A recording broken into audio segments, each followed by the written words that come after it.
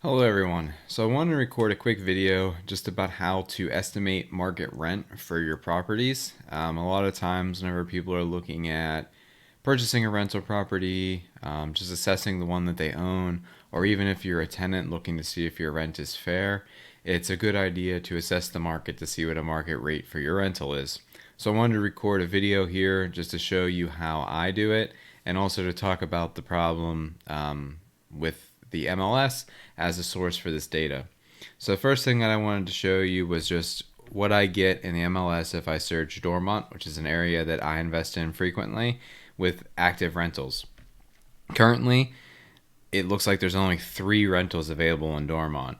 However, if we search, for instance, Zillow, let's put in, let's click on rent, and then let's type in Dormont. It looks like there are 27 here. So what's the problem? The problem, as far as Dormont is concerned with rentals, and Pittsburgh as a whole, which is a not high rent area for the most part, is that there's no money in real estate agents leasing out apartments. So very few apartments are actually going to make their way onto the multi-list for rent. So this creates 2 issues. Number one, your agent isn't going to be the best source of rental data unless they're an investor-focused agent and a landlord themselves. And number two, the MLS isn't really going to contain any data, and finding comps for your rental are going to be a lot more manual. So the way that we do this is a way to kind of not rely on the multi-list. We use my company. We own over 100 units of rental properties, and I manage another 60 more for outside parties. We use this site called RentAMeter, and RentAMeter has a yearly subscription. I believe it is, we can click on the pricing here. RentAMeter for Pro Basic is $99 per year. Pro Standard $199. Definitely worth the money. I'll show you the manual way after we look at RentAMeter to be able to do this. But upfront, RentAMeter is going to be your best source because it's just the easiest way. You'll spend a lot more time and energy finding market rental rates if you do it the manual way that I'll show you at the end. So what I would do is I would just take an address. Let's look at a building in Dormont. Let's just look up, or actually we can look up a neighborhood. So we'll just put in neighborhood. And we'll be able to find the neighborhood here. Pittsburgh neighborhood, Dormont. So then what I can do is I can look at beds, and then I can click summary report. Look back 12 months, building type. If you have a specific type, you can look it up. And then you'll just hit analyze, and it will tell you the market rate for different types of neighborhoods. So then if we click view pro report, this is going to spit out a report and show us all of the data points. So these data points are important because if you're looking at a neighborhood that's kind of on the border of certain areas, like say you're between a very high rent area and a very low rent area, you're really only going to want to focus on the properties that are in the certain area close to yours, not super far away. So for instance, if I was in Dormont and I had something on this side of West Liberty Avenue, I would probably more strongly view the data points over here, so A, G, M, D, K, I, J, rather than stuff on the other side, just because submarkets like that can differ street by street. And if you scroll down, you will see all of the rental comps that RentAMeter has pulled. So the benefit to using a site like this versus the manual way that I'll show you is that this is actually going to pull rentals that have come off of the market. So presumably these are rentals that have actually rented to someone, that have been sold rentals, so to speak. They're not active rentals. That's why I like RentAMeter, because there's not really another place in the Pittsburgh market to find sold rentals, since the MLS data is not reliable in Pittsburgh for rental rates. But you can get a pretty good idea of the range. You can even click on property details for a lot of these. and they'll pull up the specific property. Sometimes you can actually go to like the actual listing on the website. Like if we put it into Google, you can actually then click on see what these rentals looked like so that you can get an idea of condition, the rental amount. If you're just looking at one place, that's sometimes useful. But typically what I'm going to target is just the median rent number. So when I'm analyzing a property to see if it'll work as a rental property, I'm looking at the median rent, because I know that as long as my property is upgraded decently and looks clean and presentable, I should at least be able to achieve this rent.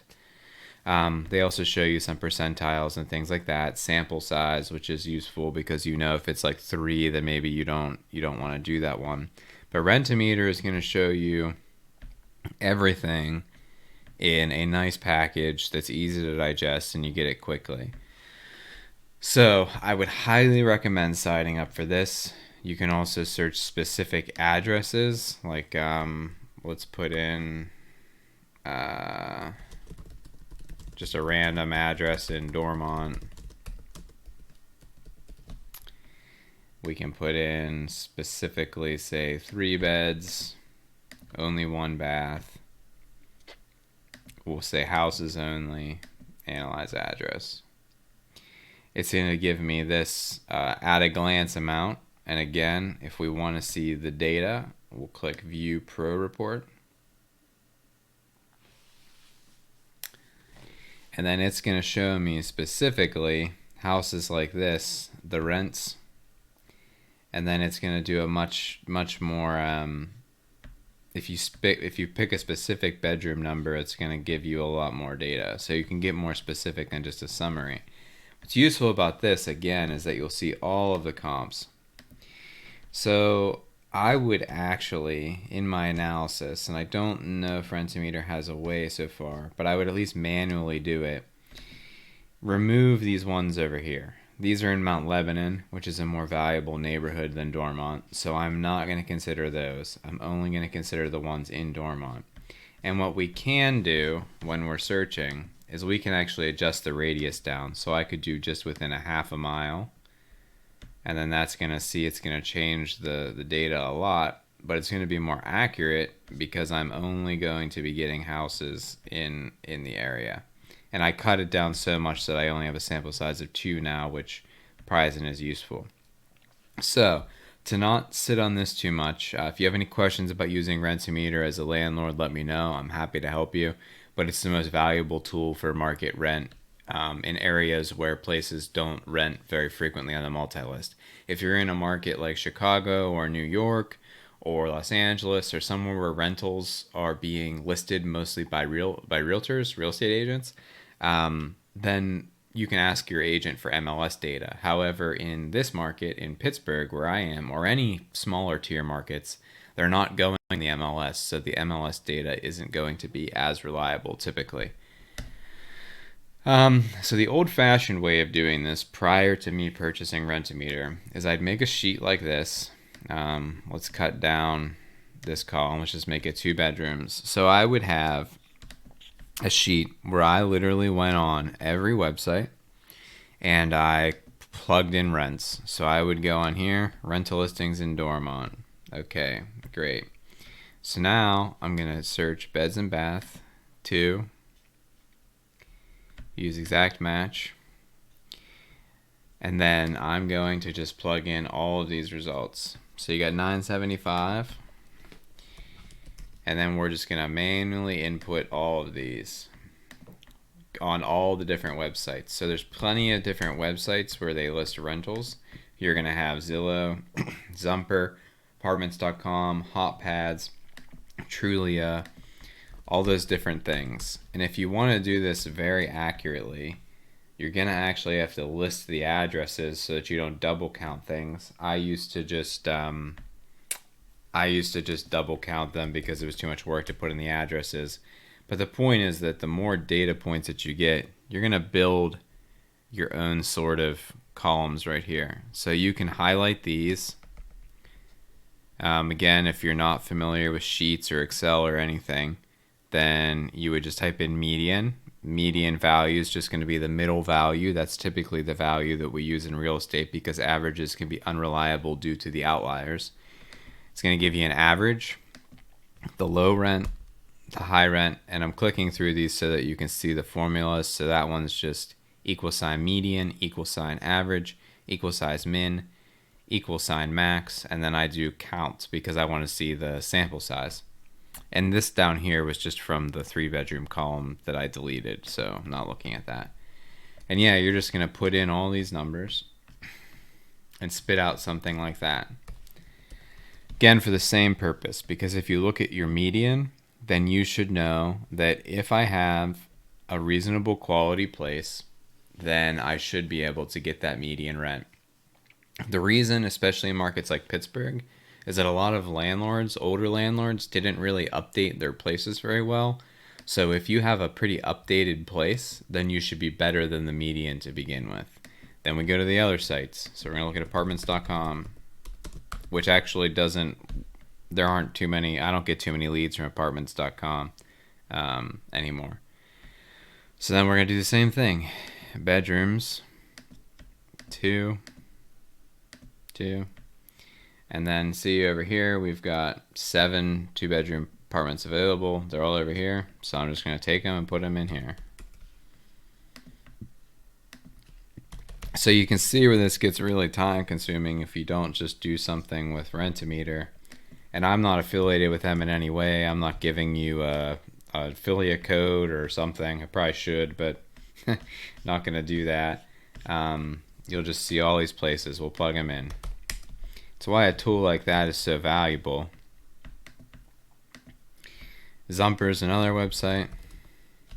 Plug in Dormont. Same deal. You can see where if you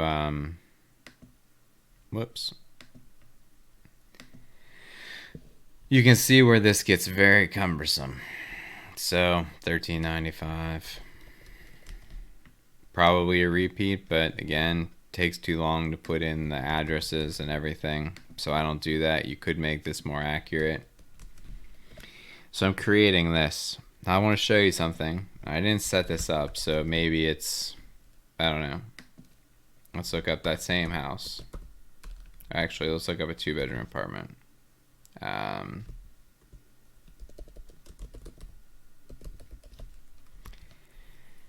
This is going to, or let's just look up a house.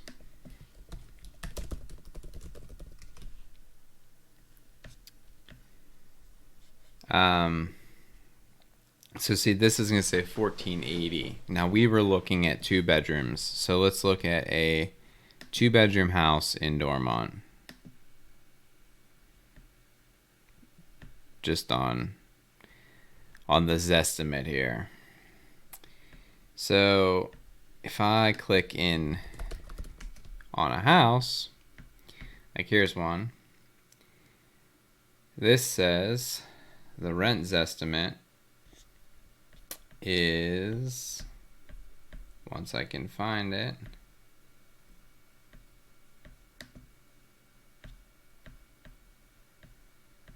I guess they don't list it because it's a house for sale. There it is, $11.95. Our rent for a 2-bedroom is $10.57. So while that's not crazy off, because this is a single family house and we were using when we were using apartments as well included in our data set, the Zestimates and things like that for setting your rent are very, very unreliable.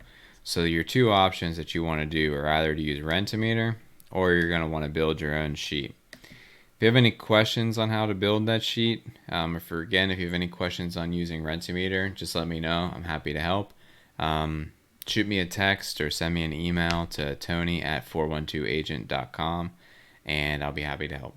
All right, thanks.